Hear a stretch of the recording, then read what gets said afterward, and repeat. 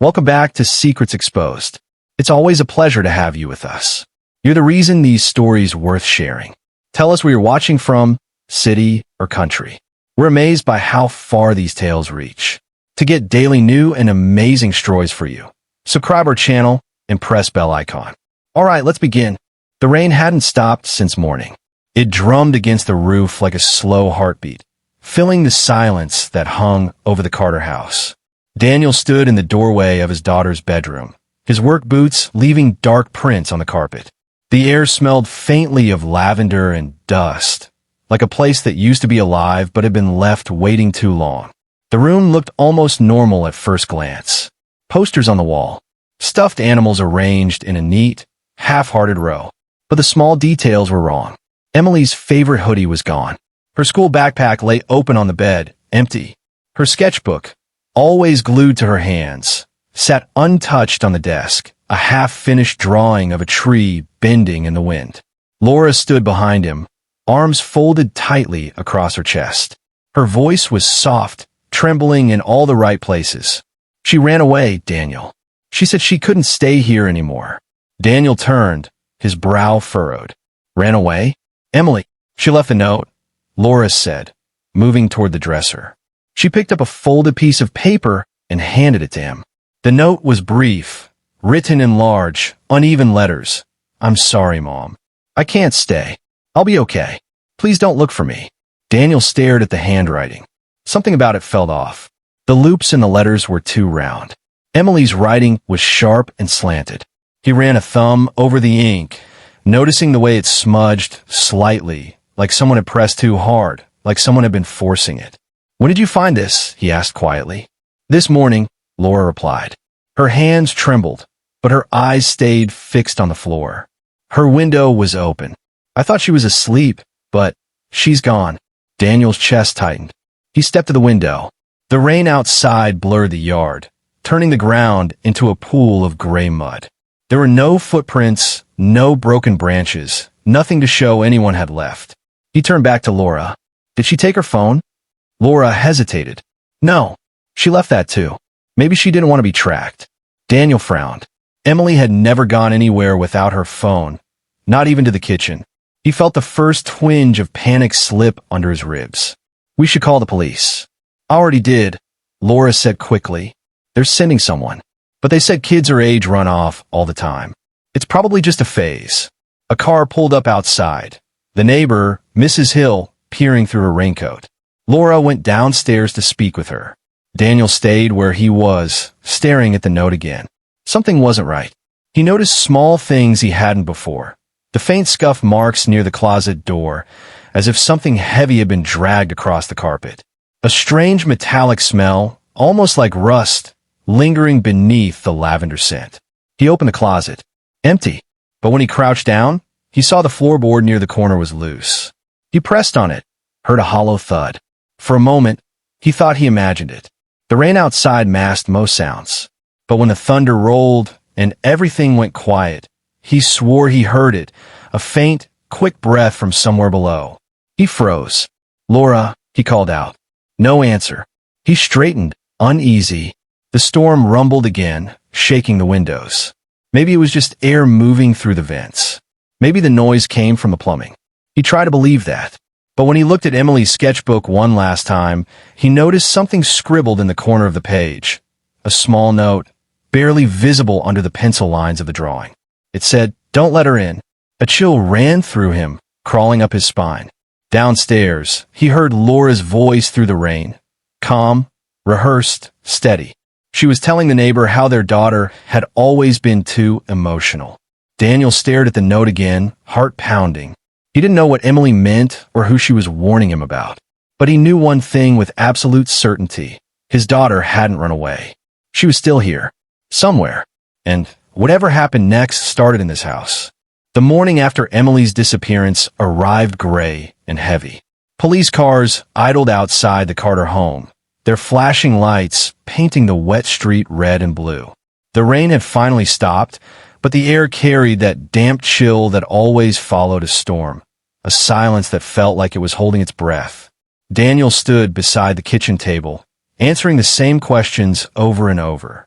When was the last time you saw her? Did she have friends she might stay with? Any arguments? He kept glancing toward the stairs, half expecting Emily to come shuffling down in her pajamas, rubbing her eyes, asking why there were police officers in the kitchen. But she didn't. Laura sat at the counter, wrapped in a robe, her hair uncombed, face pale. She looked fragile, the picture of a grieving mother. Every few minutes, she dabbed her eyes with a tissue, whispering, "She'll come home. She always comes home." Detective Ramirez arrived mid-morning. He was tall, calm-eyed, with the kind of patience that came from seeing too many missing children cases end badly. He spoke gently but directly. "Mrs. Carter, you said she ran away after a fight." Laura nodded. "It was about her grades. She's been different lately. Moody.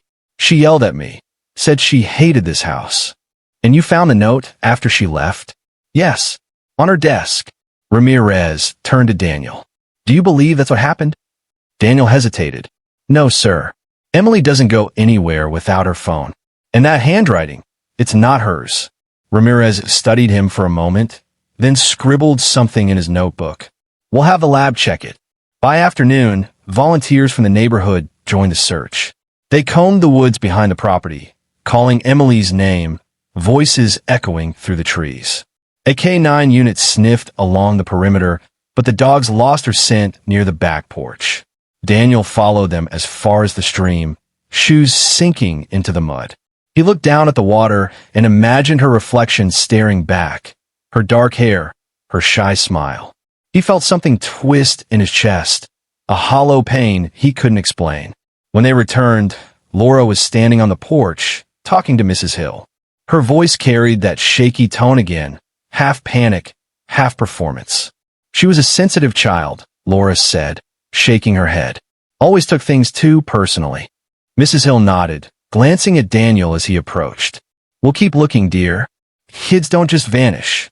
That night, the police cars left. The volunteers went home. The house felt even emptier. Daniel sat in the living room, staring at the TV, but he couldn't hear a word of it. Upstairs, Laura showered. The sound of the water echoed through the walls. Beneath it, he heard something else, faint, rhythmic tapping, coming from below. He muted the television. Tap, tap, tap. It was coming from a floor vent near the wall. He crouched, pressing his ear close. For a long moment, nothing. Then a tiny sound, almost like breathing. He swallowed hard. "Emily," he whispered. The air went still. Then, a single, trembling word. "Dad!" Daniel jerked back. The voice was faint, muffled, but unmistakably hers. His pulse roared in his ears. "Emily, where are you?" No answer. Just silence. He shouted up the stairs, "Laura, come down here." The water stopped. A moment later, Laura appeared at the top of the stairs, wrapped in a towel. "What is it?" "I heard her. I swear I heard her," from the vent. Laura froze, eyes darting toward the basement door. Then she forced a smile. "Daniel, you've been awake for 2 days. Please, you're hearing things." "I'm not," he snapped. It was her voice. She sighed, exasperated now. "You need a rest. Grief can make your mind play tricks." But Daniel wasn't listening anymore. He was staring at the basement door, the one Laura always kept locked for safety. He took a step toward it. Laura's voice cut sharp through the silence. "Don't." Daniel turned. She was gripping the railing, eyes cold, all softness gone. For the first time since Emily vanished, Laura didn't look like a grieving mother. She looked like someone guarding a secret. Daniel stared at her, his chest rising and falling. "Why not, Laura?" Her lips trembled slightly. Then she said, too quietly, "Because you won't like what you find." The storm returned that night, a slow, steady rumble that pressed against the windows and made the house feel smaller. Daniel sat in his truck outside the garage, the wipers smearing streaks of rain across the glass. He couldn't stop hearing her voice, "Dad," echoing in his mind. Maybe Laura was right. Maybe grief could trick a person. But no hallucination sounded that real. When he finally went back inside, the air was heavy with bleach. Laura was mopping the kitchen floor, humming softly, the same song Emily used to sing before bedtime. Her tone was flat, almost robotic. He froze in the doorway. "You're cleaning at midnight?" Laura didn't look up. "I couldn't sleep." I needed to do something. Daniel's eyes drifted to the basement door behind her. The key hung from a small hook above the counter. The key she never let him touch. His stomach turned. He forced a calm tone. I want to check the basement. Laura's hand stopped mid-swipe. For a second, her reflection in the window looked almost alien. Eyes wide, mouth slightly open. Why? Because that's where the noise came from. She laughed, short and sharp. There are rats down there. Pipes. You think our daughter's hiding behind the water heater? Her voice trembled at the end, and that tremor betrayed her. Daniel stepped closer. Then you won't mind if I look. Laura's expression hardened. She set the mop aside, blocking the doorway. Not tonight. You've been drinking, Dan. You'll break something. He stared at her. He hadn't touched a drop in weeks. The accusation stung because it was an old wound, one she knew would shut him down. But this time he didn't back off. Move, he said quietly. Her nostrils flared, and for a moment he thought she'd fight him. Then she sighed and turned away. Fine, but when you find nothing, you'll finally admit she's gone. He took the key from the hook.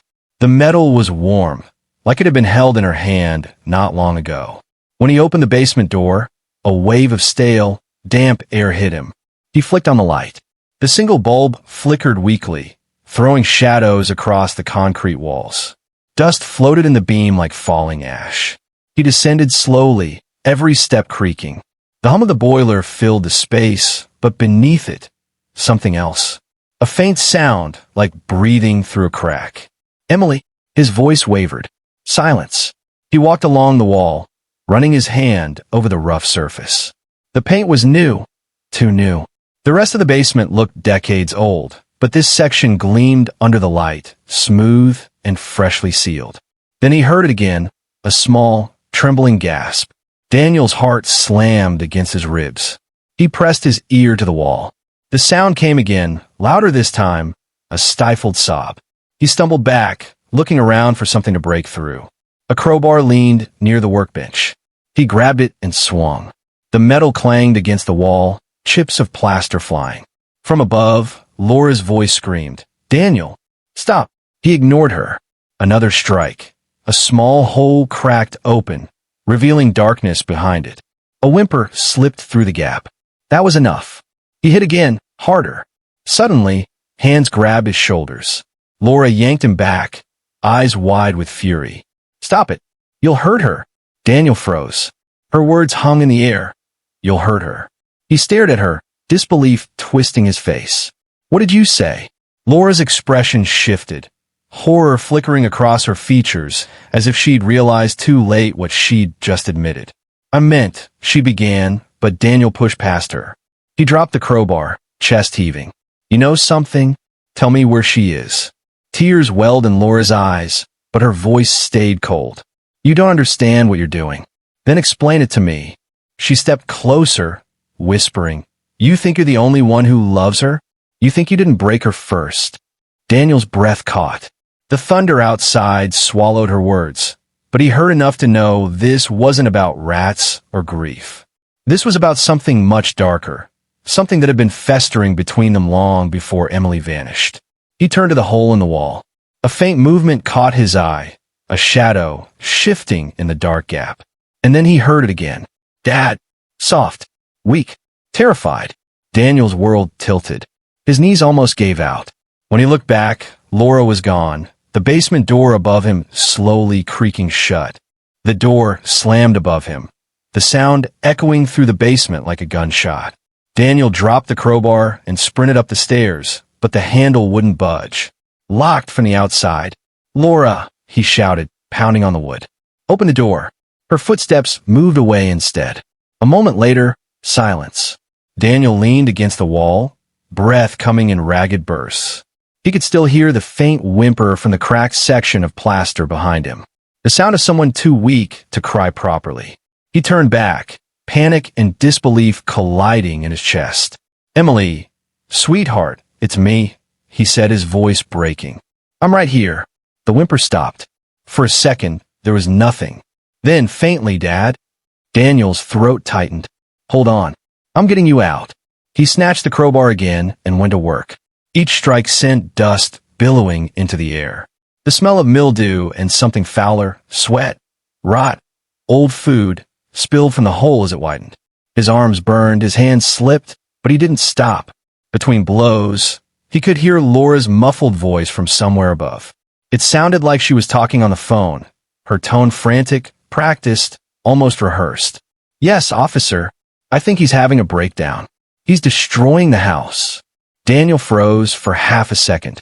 She was calling the police on him, but then came another small sob from behind the wall, and he kept swinging. The plaster finally gave way, chunks falling to the floor. Behind the surface was plywood, nailed across a narrow crawl space. He wedged the crowbar into the seam and ripped it open. A beam of light cut through the darkness, illuminating a small, dirt-floored compartment no wider than a closet. And inside, curled into a trembling shape, was Emily. Her hair was tangled, her cheeks sunken, lips cracked. A length of chain clinked softly as she tried to move, wrists bound to a pipe behind her. Daniel dropped the tool and crawled toward her. "Oh my God, oh my God." When his hand touched hers, she flinched, eyes wide with fear. "It's me, baby," he whispered, tears spilling down his face. "It's Dad." Her lips quivered. "Mom said you'd hurt me." He froze, the words like a blade in his chest. "What? No. Honey, listen to me. That's not true." She shook her head weakly. "She said you'd come angry, that you'd break the wall to finish what you started." He didn't understand, but there was no time. He fumbled with the padlock holding her chain, but it was rusted tight. He grabbed a wrench from the workbench and smashed it open. The chain snapped free. Emily collapsed against him, her body feather-light. She smelled of damp wood and metal. Her skin was ice cold. From upstairs came a new sound, sirens, faint but growing louder. Laura's voice echoed through the vent above, trembling with urgency. "Please hurry. He's dangerous." Daniel held Emily tighter. "We have to go," he whispered. She lifted her face slightly, eyes glassy and distant. She fed me rat soup," she murmured. "Said it would make me clean." Daniel's stomach lurched. "Jesus, Emily." The basement light flickered. He could hear footsteps on the porch now. The police. He stood, holding Emily close. "Stay with me," he whispered, half to her, half to himself. The door above burst open, and flashlight beams swept across the walls. "Police," a voice shouted. "Drop whatever's in your hands." Daniel froze, clutching Emily. "Please," he said hoarsely, "she's alive. My daughter. She's been down here." Detective Ramirez was the first down the stairs. His face, usually unreadable, cracked with shock as his light caught Emily's frail figure. "Get medics," he barked. Laura appeared behind the officers, face pale and unreadable. For a moment, her gaze locked on the hole in the wall, and something flickered in her eyes. Not surprise, not guilt, something closer to disappointment. As they lifted Emily onto a stretcher, Laura spoke softly, almost to herself. "You weren't supposed to find her yet." Daniel stared at her, too stunned to speak. "What did you say?" But Laura just smiled faintly, stepping back as the paramedics rushed past. When the ambulance pulled away minutes later, Daniel climbed in beside his daughter, still holding her hand. Through the rain-streaked window, he saw Laura standing motionless on the porch, her robe fluttering in the wind, calm, expressionless, like she'd already accepted what was coming. And as the sirens faded into the distance, Daniel realized something chilling. Laura hadn't lost control of her mind tonight. She had planned every second of it. The hospital lights were too bright, cold and sterile, the kind that made everything look unreal. Daniel sat beside Emily's bed, his calloused hands trembling as he brushed the hair from her forehead. Machines beeped softly, counting her heartbeats, each sound a fragile reminder that she was still alive. Her small body looked swallowed by the hospital sheets. Bruises dotted her wrists where the chain had rubbed raw. The nurse had tried to clean them, but the marks wouldn't fade. When Daniel looked at them too long, guilt clawed its way up his throat. He heard the door open and turned. Detective Ramirez entered, his notepad tucked under his arm, expression firm but not unkind. "She's stable," Ramirez said quietly. "Dehydrated, malnourished, but the doctors think she'll recover. Daniel nodded without speaking. He could barely process the words. All he could see was Emily's pale face, the way she had flinched when he touched her, the way she'd whispered, "Mom said you'd hurt me." Ramirez took a seat across from him. "We'll need to take your statement again," he said. "But first, I have to ask, did you have any idea your wife was capable of something like this?" Daniel swallowed hard. "No. Laura was strict sometimes, but she loved Emily. She'd never," his voice cracked. "I thought she'd never." The detective nodded slowly, jotting notes. "We're running forensic checks on the basement. Fresh paint, new locks." This wasn't spontaneous. Daniel rubbed his temples, eyes burning. "She told the cops I was dangerous, that I was losing my mind." Ramirez leaned forward. "She's maintaining that story. Claims she locked you out to protect Emily." Daniel's head jerked up. "Protect her? From what?" The detective's expression darkened. "She hasn't said yet. Keeps repeating that she had to keep Emily safe. Safe from you." Daniel felt the floor tilt beneath him. "That's insane." Ramirez's gaze softened. "Maybe, but she believes it. And the way Emily reacts when your name's mentioned, it's complicated." As if summoned, Emily stirred. Her eyelids fluttered, and she let out a small whimper. Daniel reached for her hand. "Hey, sweetheart. It's Dad. You're safe now." She blinked at him, disoriented, her voice a faint whisper. "Where's Mom?" "She's somewhere else right now," Daniel said carefully. "You don't need to worry about her." Emily's eyes filled with tears. "She said you'd come angry. She said you'd yell like before." The word stabbed him. "Emily, I'd never," he stopped. Her trembling grew worse, and he realized that arguing only deepened her fear. He took a slow breath, lowering his voice. "I'm not angry, baby. I promise." Detective Ramirez watched quietly from the corner, pen unmoving. Emily's voice broke. She said, "I had to be fixed, because of what happened last time." Daniel frowned. "What do you mean?" But Emily had drifted back into a half-sleep, her lips barely moving. Ramirez rose from his chair. "We'll get more when she's stronger." He paused by the door. "Mr. Carter, I've seen people do terrible things out of guilt. Whatever your wife thinks she's saving that girl from, it's personal." Daniel didn't answer. He just stared at Emily, at the faint rhythm of her breathing. Hours later, after Ramirez left, the nurse came to check the monitors. "You should rest," she said gently. "She's safe now." Daniel nodded, though he didn't move. The word safe didn't feel right anymore. Not in a world where a mother could lock her child behind a wall. He sat there through the night, watching the lights of the machines dance against the window. Outside, the rain started again, tapping softly against the glass like ghostly fingers. At dawn, Emily stirred once more. Her voice was fragile, almost lost in the hum of the room. "Dad," he leaned close, heart pounding. "I'm here." She hesitated, then whispered, "She said you hurt my brother too." Daniel froze. "What brother?" But Emily didn't answer. Her eyes had closed again, a single tear sliding down her cheek. And for the first time since finding her, Daniel realized there was a whole part of the story he didn't know, something buried deeper than the wall, something Laura had never told him. Outside the window, the sirens of another ambulance wailed in the distance, soft, steady, and hauntingly familiar, as if the night wasn't done with them yet. 2 days later, the hospital's hallway smelled of antiseptic and burnt coffee. Daniel sat outside a frosted glass door marked Interview Room 2, his hands clasped together so tightly his knuckles were white. Behind that door sat Laura, his wife, his daughter's captor, and Detective Ramirez. When Ramirez finally stepped out, he didn't speak right away. He just stood there, studying Daniel with the kind of measured pity that only seasoned detectives could carry. "She's ready to talk," he said finally. Daniel stood. "Good, because I need to understand what she's done." Inside the room, Laura looked calm, too calm. Her hair was neatly brushed, her wrists cuffed to the table, her expression oddly serene.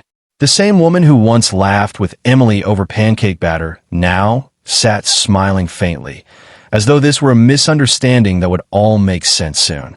"Daniel," she said, her voice smooth and polite. "You look tired." He ignored the greeting. "Where's my daughter safe?" Her smile wavered. She's with doctors. Good. They'll fix what's broken. Ramirez gestured for Daniel to sit. Let's keep this civil. Daniel sat, never taking his eyes off her. You locked her in a wall, Laura. You starved her. Explain that. Laura's eyes glistened. You're twisting everything. I didn't hurt her. I kept her away from you. Daniel's pulse spiked. From me? What are you talking about? She looked at Ramirez as though expecting him to understand. He forgets things when he's angry. He blacks out. He doesn't remember. Daniel slammed his hand on the table. That's a lot. Ramirez held up a hand. Let her speak. Laura leaned forward, eyes soft but wild. Do you remember last winter? The night you came home drunk? Emily had that bruise on her arm the next morning. You said she fell. She didn't. Daniel opened his mouth to argue, but stopped. He had been drinking that night. He remembered yelling, not at Emily, but at himself after losing a job contract. But he couldn't remember if she'd been near him. He pressed his palms to his eyes, trying to drag the memory back. Laura's voice softened, almost tender. She started to fear you after that. Every time you raised your voice, she flinched. I had to protect her. That doesn't explain locking her up. Laura smiled faintly, as if he'd proven her point. She was changing Daniel. She was lying, sneaking out, hurting herself. She needed to be cleansed before she became like me. Ramirez scribbled something in his notebook. Like you, Laura's eyes drifted to the corner of the room, where the mirror reflected her pale face. You wouldn't understand. Sin passes on, detective, from mother to child. I failed with the first one. I couldn't fail again. Daniel froze. The first one. Her gaze flicked toward him, and for the first time, her smile faltered. Our son. Don't you remember? The words hit him like a blow. We never had a son. Yes, we did. Her voice dropped to a whisper. He died before he was born. Because of me. Because I was weak. Silence filled the room. Ramirez looked up sharply. You mean you miscarried? Laura nodded slowly. I relapsed that year. The pills, the wine. I killed him. And when I looked at Emily, I saw the same darkness. I couldn't let her end up like me. Daniel's stomach twisted. So you punished her for something she didn't do? Laura's expression hardened, her voice turning eerily calm again. No, I saved her. I gave her time to repent, to learn what suffering means. Ramirez leaned back in his chair, jaw tight. You think chaining your child in a basement is saving her? Laura looked at him almost kindly. Would you rather she grew up poisoned? Daniel couldn't hold it in anymore. He stood, fist shaking. You're sick. You didn't protect her. You tortured her. Laura tilted her head, the faintest smile returning. And yet she forgave me before you did. What are you talking about? She told me, Laura whispered, voice trembling now, right before you broke the wall. She said, tell Dad I still love him. Daniel froze. That simple sentence hit harder than anything she'd said before. For a moment, everything inside him crumbled. Anger, confusion, even hate, replaced by a crushing wave of grief. Ramirez stood. That's enough for today. Laura leaned back, still calm, still detached. It doesn't matter what you think, she murmured. She knows I did it for her. As the officers escorted her away, Daniel sank into the chair, his eyes unfocused. Ramirez rested a hand on his shoulder. She's delusional, Daniel. But delusion has roots in truth. We just have to find where it starts. Daniel stared at the empty doorway where his wife had just been. Somewhere deep in his chest, beneath the anger and disbelief, grew a new emotion, dread. Because if Laura's madness had roots in truth, it meant something inside their family had been rotting long before the wall was built. The rain had stopped, but the clouds still hung low, pressing against the hospital windows like gray hands. Daniel sat in the waiting room, elbows on his knees, staring at the floor tiles until they blurred together. The police had taken Laura away hours ago, but her words still echoed in his head. You forget things when you're angry. He hated that he couldn't completely dismiss it. There were pieces of nights he couldn't remember clearly. Slamming a door, yelling too loud, Emily's small feet running upstairs. But he had never heard her. He knew that. He had to know that. Detective Ramirez appeared with 2 coffees, setting one beside him. You didn't sleep. Daniel shook his head. I can't. She's twisting everything. Ramirez sat down. Twisting doesn't mean inventing. Sometimes people stretch truth until it breaks. We have to find where it bent first. Daniel stared out the window. She mentioned a son. Ramirez nodded. Medical records confirmed it. A stillborn boy. Happened 8 years ago. Daniel exhaled shakily. I knew about the miscarriage, but she never called him our son. She wouldn't even talk about it. Grief does strange things, Ramirez said. Sometimes it festers instead of healing. They both fell silent until the nurse appeared in the doorway. Mr. Carter? Emily's awake and asking for you. Daniel was on his feet before she finished speaking. Emily's hospital room was dim, the blinds half drawn. She sat up against the pillows, her face still pale, but her eyes more focused now. A coloring book lay open on her lap, a nurse's attempt to give her something normal to hold. Hey, sweetheart, Daniel said gently, taking the chair beside her. She smiled weakly. Hi, Dad. For a moment, neither spoke. Then she whispered, Are you mad at Mom? Daniel hesitated. I'm confused about her. I just want to understand why she did this. Emily looked down at the page, tracing the edge of a crayon with her fingertip. She said she was helping me, that she was making me better. Better, Daniel repeated softly.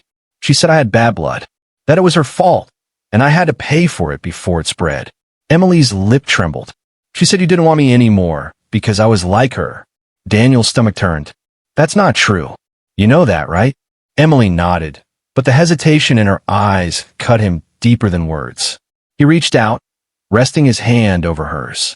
I love you more than anything. No matter what she said. For the first time, she met his gaze fully. Then why did she say you hit her? That night before I disappeared, the room seemed to shrink around him. What night? She said you pushed her when you found out she was seeing a doctor again.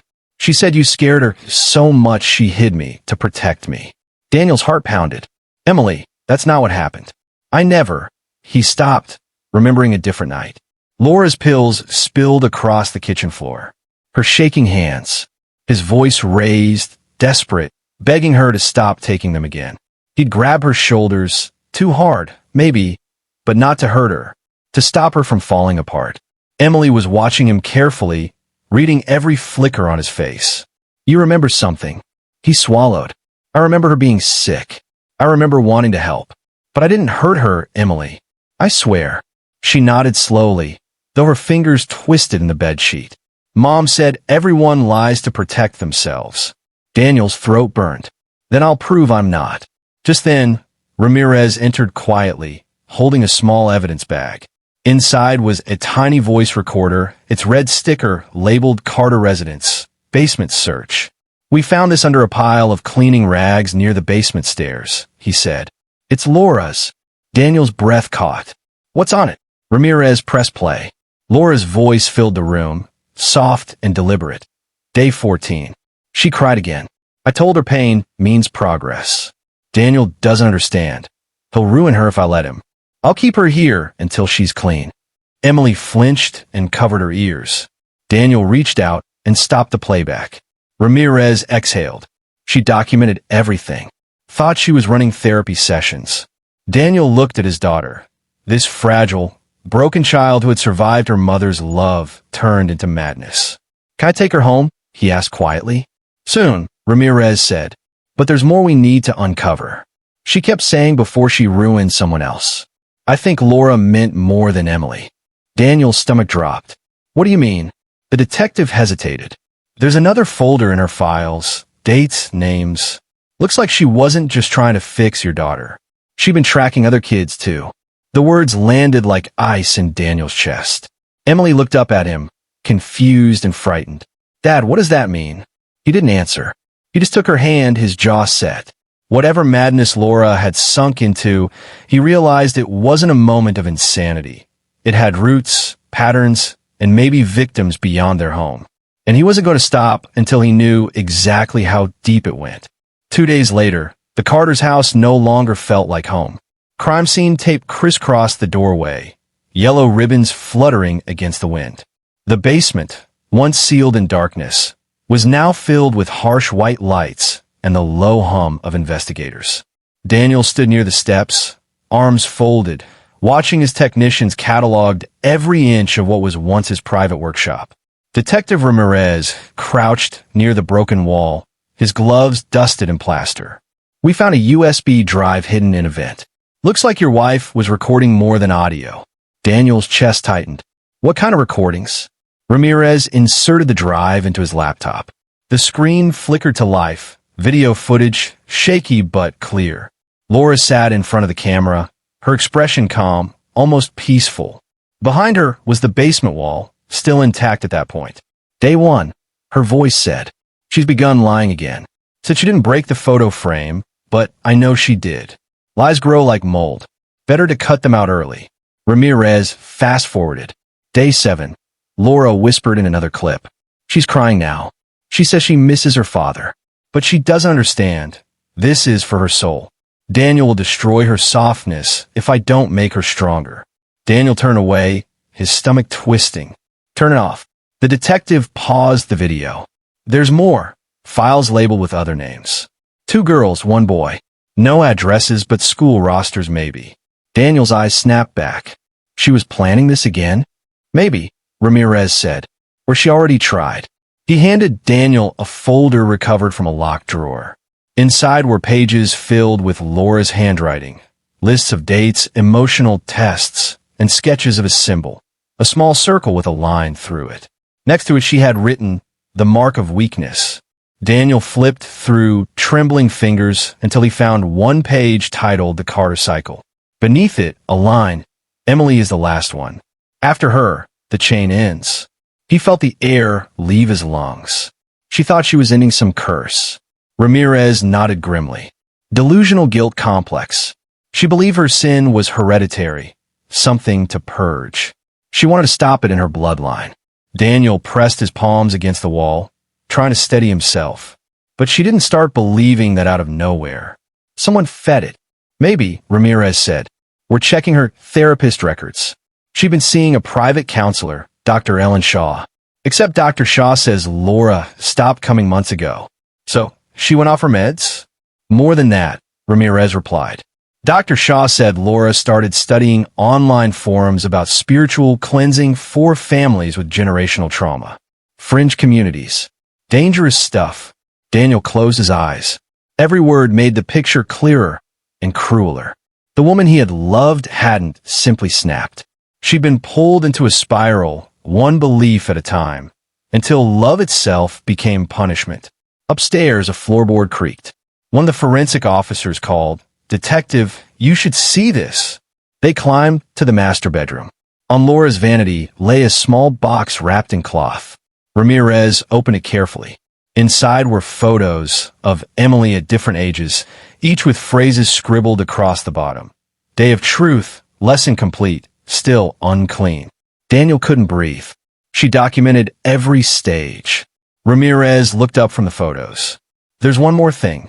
He held up a smaller photo, slightly newer. Emily, smiling in the living room. On the back, in Laura's handwriting, was a single line. He won't remember. Daniel's blood ran cold. What does that mean? Maybe she was manipulating both of you, Ramirez said. Convincing Emily that you were dangerous, and convincing herself that your anger justified everything. Daniel sank into the chair beside the bed. His hands covered his face, and his voice cracked. She turned my daughter against me with lies, then convinced herself they were truth. The detective sighed. You weren't just fighting your wife's madness, Daniel. You were fighting her belief system. A knock echoed from downstairs. The nurse from Child Services had arrived to take Emily for another evaluation. Daniel followed Ramirez out, but paused at the door. He looked back once at the empty room. For a moment, he almost expected Laura to appear in the mirror. Calm, collected, convincing everyone that she had done nothing wrong. Instead, only his reflection stared back, tired, hollow-eyed, holding the ghost of a family he no longer recognized.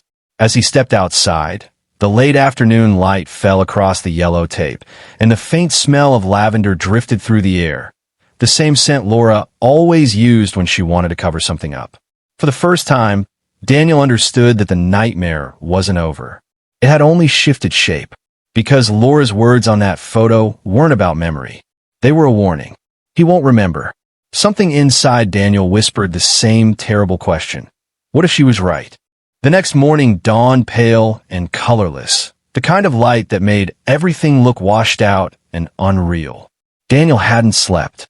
He sat at his kitchen table, the same place where he and Laura had once laughed over pancakes, now buried under police folders, reports, and half-drunk coffee. His eyes burned from reading, but one phrase kept repeating in his head. He won't remember.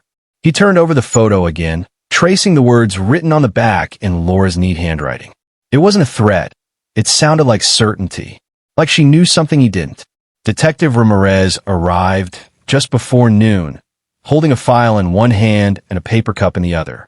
"You need to see something," he said quietly, sliding the file across the table. Inside was a printed timeline of hospital records from 7 years ago. Emily Carter, age 5. Head injury. Bruised shoulder, mild concussion. The doctor's note read, "Child stated she fell down the stairs." Father confirmed. Daniel frowned, scanning the form. "I don't remember this." Ramirez nodded. That's what she meant.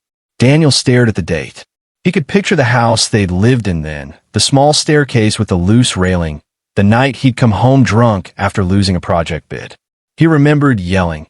At himself, not at anyone, but the rest of that night was a blur. He whispered, "No, I couldn't have." Ramirez interrupted gently. "There's no proof you meant harm." But Laura fixated on this. After that incident, she withdrew from friends, stopped letting Emily visit relatives, started homeschooling her. That's when the isolation began. Daniel felt the air leave his lungs. So she built her world around that night. Around my mistake. Guilt has a way of breeding obsession, Ramirez said. She convinced herself she had to protect Emily from you. And from herself. That belief turned into her reality. Daniel pressed his palms to his eyes, seeing flashes, Emily crying, Laura shouting his name, his own hand reaching out too fast. He remembered catching the railing, her slipping. He'd carried her to bed afterward, sobbing apologies. She was fine by morning. He thought it was over. But maybe for Laura, it never was. He whispered, "I didn't mean to hurt her." Ramirez nodded. "I believe you. But Laura believed you did." Daniel looked up. "Then why keep Emily? Why not leave?" The detective opened another folder, therapy transcripts. Laura's words scrawled in blue ink. "If I leave him, she'll grow up with his temper. If I stay, maybe I can teach her pain before the world does." Daniel stared blankly. The logic was twisted, but inside Laura's mind, it was love turned inside out. A knock came from the doorway. Mrs. Hill stood there, holding a paper envelope. Her eyes were red. "I found this in your mailbox," she said softly. "It doesn't have postage. Just your name." Daniel took it, his fingers trembling. Inside was a folded piece of stationery, the same floral design Laura used for her journals. "Daniel," it read in her handwriting, "you'll think I'm cruel, but I did what you couldn't. You break things without realizing it. I just made sure this one could still be fixed." There was no signature, just the symbol again, the small circle with a line through it. Ramirez exhaled. "She mailed this before she was arrested. Probably wanted you to find it later." Daniel sat back, staring at the note. "She's still trying to make me believe I'm to blame." "Maybe she's not wrong to think you played a part," Ramirez said gently. "But she twisted that truth until it justified madness. You can't let her keep that power." The words cut deep. Daniel stood and walked to the window, staring out at the empty yard.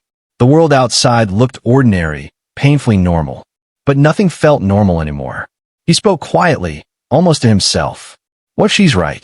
What if I started it?" Ramirez's voice was firm. "Then you end it. By being the father, she couldn't be the mother." Daniel turned, eyes wet but steady. "Emily's all I have left. She's strong," Ramirez said. "She survived what most wouldn't. But she needs truth now, not ghosts. You have to face her, tell her everything. The missing night, the guilt, all of it. If you don't, Laura's version will always live inside her." Daniel nodded slowly. For the first time, he understood what the next step had to be. Not revenge, not denial. He would go to Emily. He would tell her everything. What he remembered, what he didn't, what he wished he could change. But as he reached for his keys, Ramirez's phone buzzed. He answered, listening for a moment before his face darkened. "What?" Daniel froze. "What is it?" Ramirez looked up, voice low. Laura's missing. She escaped during transfer from county holding to psychiatric evaluation. The room went silent. Daniel's grip on the photo tightened until it bent in his hand. Outside, thunder rumbled faintly in the distance, rolling through the valley like a warning. Whatever guilt or truth was left buried in this family, it wasn't finished with them yet. Night bled over the small town like ink spreading through paper. The storm had rolled back in, same as the night Daniel found the wall. Thunder boomed in the distance as police cruisers circled the streets, their lights flashing against rain-slick asphalt. Laura Carter was gone. Daniel sat on the edge of his bed, the photo of Emily in one hand, his cell phone in the other. He'd been calling Ramirez every hour, waiting for updates, but the answers were always the same. No sightings yet. They had checkpoints on the highway, officers watching bus stations, even drones scanning the woods. But Laura was smart. She had planned things before. She could plan them again. And somewhere in his chest, Daniel felt the old fear creeping back, the fear that she would come for Emily. He stood, walked to the window. Across the street, Mrs. Hill's porch light flickered, and for a split second, the silhouette of a woman passed behind the curtains. His pulse jumped. He blinked hard. The shape was gone. He rubbed his face. Maybe it was exhaustion. Maybe paranoia. But the dread didn't fade. 2 miles away, Detective Ramirez was in his car, the wipers dragging across the windshield. His phone buzzed. It was the deputy from dispatch. "We just got something." Security camera at Maple Creek gas station picked up a woman matching her description. 30 minutes ago. Ramirez's voice sharpened. "Heading which way?" "South. Toward the hospital." Ramirez's stomach tightened. "Alert the units near Route 5. And get someone to the Carter girls' room. Now." He floored the accelerator. At the hospital, Emily sat curled on her bed, drawing with a dull pencil under the dim nightlight. Her nurse had stepped out to grab supplies, promising she'd be back in 5 minutes. The hallway outside was quiet, too quiet for a hospital. A soft creak came from the door. "Miss Claire," Emily called softly. The door opened a few inches, and the scent of lavender drifted in. Emily froze. That smell. That exact smell. A whisper came through the crack. "Sweetheart, it's me." Emily's heart stopped. "Mom." The door opened wider. Laura stepped inside, her hospital gown traded for dark clothes, her hair tied back, rain dripping from her sleeves. Her face was pale, but calm, eerily calm. "Mom, they said you were..." Laura put a finger to her lips. "Sure. They don't understand. I had to come back. We didn't finish what we started." Emily shrank back, clutching the blanket. "I don't want to go anywhere." Dad said, "Your father..." Laura's voice cracked into a quiet laugh. "He still doesn't see, does he? He thinks love is fixing things by pretending they were never broken. But we know better." Emily's eyes filled with tears. "Please don't hurt me again." Laura's smile faltered. "No, baby. Not hurt. Heal. The same way I was supposed to heal you before he ruined it." She reached into her coat and pulled out a small bottle, a prescription vial, label torn off. Emily's scream caught her throat. Downstairs, the elevator dinged. Daniel sprinted through the lobby, 2 officers on his heels. "Room 314. Ramirez shouted. They reached the hallway just as the lights flickered. A nurse was running toward them, panic in her face. "It's the mother. She's in there." Daniel shoved past her. "Emily." He crashed through the door, breathless, and froze. Laura was sitting on the bed beside Emily, her hand hovering inches from the child's cheek. The bottle had fallen to the floor, rolling under the nightstand. Emily was shaking, whispering, "She didn't mean it, Dad." Laura turned slowly, her face wet with tears. "I wasn't going to hurt her. I just wanted to make it stop." "Make what stop?" Ramirez asked, gun drawn but steady. "The voices," she whispered. "The guilt. It's in her now. I can see it in her eyes." Daniel took a cautious step forward. "Laura, listen to me. There's no curse. There's just pain. We can help you." She smiled faintly, almost childlike. "You still think this is about me?" She reached up, touching Emily's face one last time. "She forgave me, Daniel. Can you?" Daniel's throat tightened. Before he could finish, Laura's body went limp. The syringe she'd hidden in her sleeve slid from her hand, clattering onto the tile. Ramirez rushed forward, grabbing her wrist. She injected herself, he said sharply. Call a code now. Nurses flooded the room, voices shouting commands, machines wailing. Daniel pulled Emily into his arms, holding her as paramedics fought to resuscitate Laura on the floor.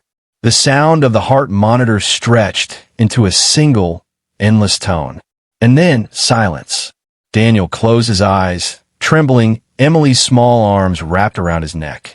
Dad, she whispered, voice breaking. Is she gone? He nodded slowly. Yes, sweetheart. She's gone. But even as the words left his mouth, a part of him knew Laura's shadow would never really leave. It would live in the echoes of the house, in the gaps of his memory, in the quiet guilt that would never fade. Outside, the storm began to clear. The rain softened to a whisper. For the first time in weeks, dawn touched the horizon. Daniel held Emily tighter, whispering, We're still here. That's enough. And in that fragile morning light, the nightmare finally began to loosen its grip, though neither of them would ever forget what it had cost to wake up. The world outside was washed clean. Rainwater still clung to the hospital windows, and the rising sun painted the clouds in pale orange streaks. Daniel hadn't moved from his chair all night. Emily slept curled in his lap, her tiny fingers locked around his shirt, as if letting go meant she'd lose him too. He stared at the bed where Laura's body had lain hours earlier. Now stripped bare, the sheets replaced. The machines were gone, the floor mopped, as if nothing had happened. Hospitals were good at erasing evidence of tragedy. But Daniel knew no amount of cleaning could wipe away what had been said, what had been done. Detective Ramirez stepped quietly into the room. He looked different now. Older, maybe, or simply worn.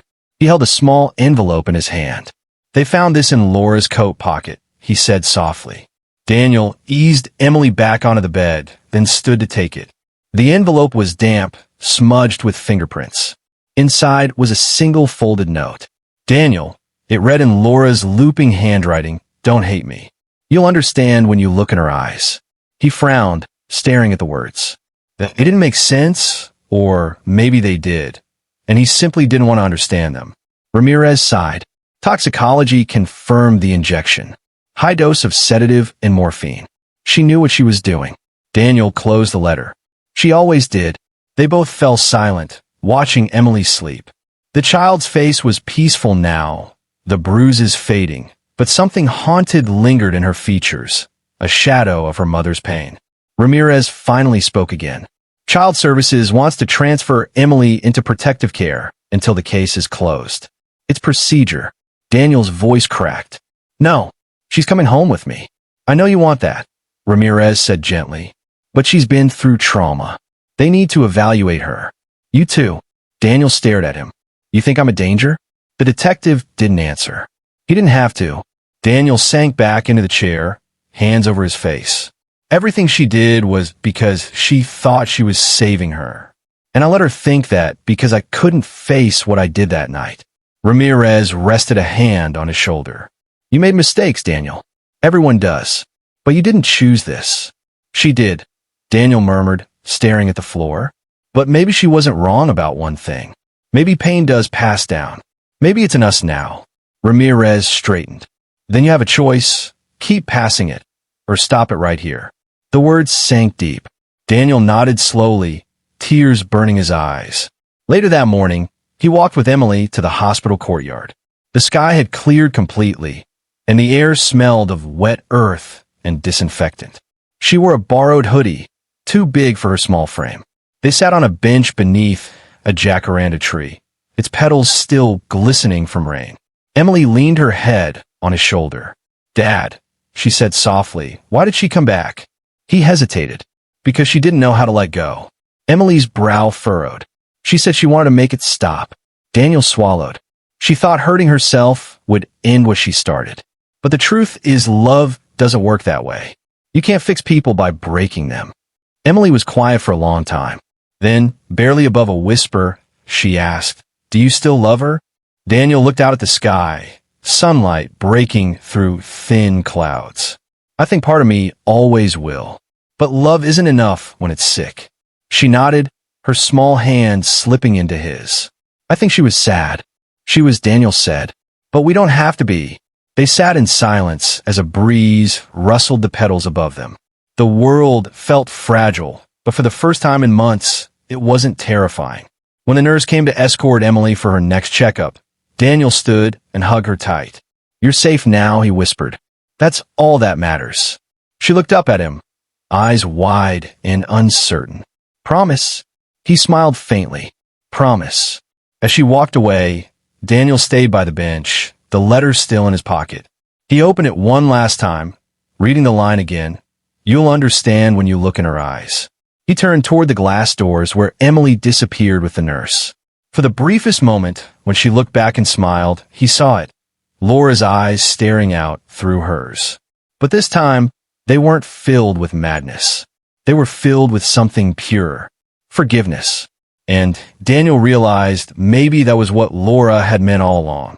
The curse hadn't passed down. It had ended. 2 weeks later, the Carter house stood silent again.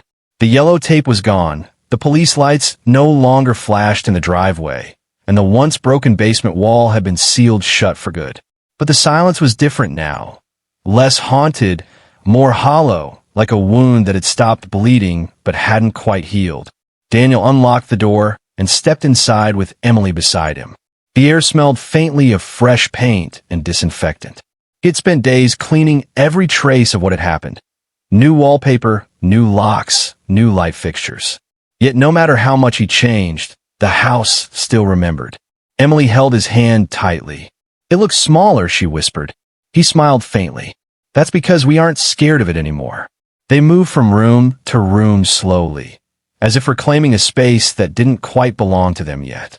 In the kitchen, Daniel paused near the window where Laura used to water her plants every morning. The empty sill felt like an accusation. Emily noticed his hesitation. You miss her, don't you? He nodded. Yeah, I miss who she was before the pain took her. Emily bit her lip. Do you think she can still see us? Daniel looked out at the fading sunlight. If she can, I hope she knows we're trying to do better. Later that evening, they sat on the living room floor, surrounded by cardboard boxes of old things. Family photos, school drawings, the ordinary pieces of a life that no longer existed. Emily picked up a picture of her parents from years ago. Daniel and Laura laughing, flour on their faces, a young Emily in Laura's arms. She looked happy, Emily said quietly. She was, Daniel replied. We all were. For a while. Emily studied the photo longer, then placed it back in the box. Can I keep it? Daniel hesitated, then nodded. Of course. But only if you promise to remember the good parts, not the bad. She smiled faintly. I'll try. Outside, the wind stirred the trees. Somewhere in the distance, a dog barked, a car engine hummed, and life carried on as if nothing extraordinary had ever happened in the Carter home. That night, after putting Emily to bed, Daniel wandered downstairs. He stopped at the basement door. The new lock gleamed silver in the dim light. His hand hovered over the handle, but didn't turn it. He didn't need to go down there anymore. Some truths were better left sealed. He sat at the kitchen table instead, opening a small journal he'd started on the advice of Emily's therapist. The first few pages were blank. Then he began to write. Day 1. She's sleeping peacefully tonight. She asked me to read her storybooks again, the ones Laura used to read. I almost said no, but I did, and she smiled. Maybe that's how it starts. One small thing at a time. He paused, tapping the pen against the paper. I still hear the echoes sometimes. The sound of her crying through the wall. But now when I hear it, I remind myself it's over. She's free. We're both free. A faint sound came from upstairs, soft footsteps. Emily appeared in the doorway, clutching her blanket. Couldn't sleep? Daniel asked gently. She shook her head. Can I stay here? He nodded, pulling a chair next to him. She climbed onto it, curling up quietly. After a few minutes, she spoke again. Dad! Yeah. Do you think Mom's in heaven? Daniel thought for a long moment before answering. I think, if heaven is where people finally find peace, then yes. She's there. Emily nodded and rested her head on his shoulder. Within minutes, her breathing slowed, deep and even. Daniel closed the journal, his eyes stinging. He whispered softly, Good night, Laura. though he wasn't sure if he was saying it to his wife or the ghost of her that still lingered inside him. Outside, the wind quieted. The house settled, wood creaking softly in the night. For the first time in months, Daniel felt a fragile calm. It wasn't joy, not yet, but it was something close. He carried Emily back to her bed and tucked her in. As he turned off the light, he glanced once more at the photo on her nightstand, the three of them smiling, before everything fell apart. He touched the frame gently and whispered, "We're okay now." Then he left the room, the door closing with a soft click. Upstairs, the rain began again, gentle, forgiving, washing away what little darkness still clung to the house. And for the first time in a very long time, the Carters slept without fear.